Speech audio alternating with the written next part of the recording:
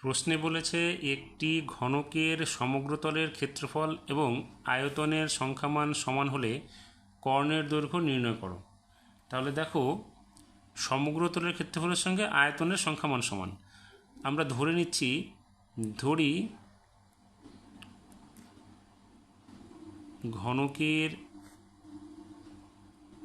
বাহুর দৈর্ঘ্য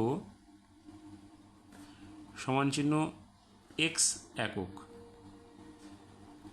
তাহলে এখানে সমগ্রতলের ক্ষেত্রফল কি হবে? সমগ্রতলের ক্ষেত্রফল হবে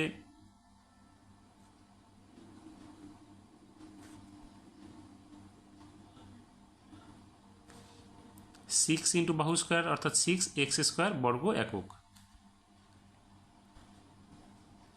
এবং আয়তন কি হবে? আয়তন হচ্ছে কি বাহু কিউব, তাহলে এখানে হবে x³।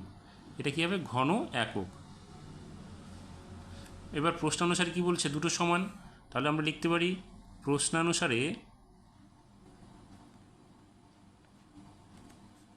কি আয়তনটা সমান হচ্ছে সমগ্রতলের ক্ষেত্রফলের সঙ্গে সমান।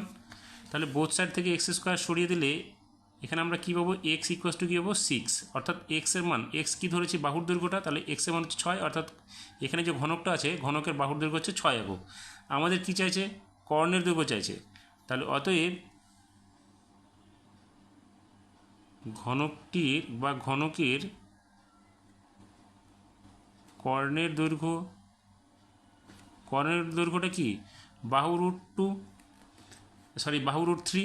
তাহলে এখানে যেহেতু ঘনক, বর্গক্ষেত্রের ক্ষেত্রে হচ্ছে বাহু √2, ঘনকের ক্ষেত্রে হচ্ছে বাহু √3। তাহলে এখানে বাহু √3 হলে 6 ইন্টু √3। এটা হবে কি? একক। এই হয়ে গেল আমাদের উত্তরটা।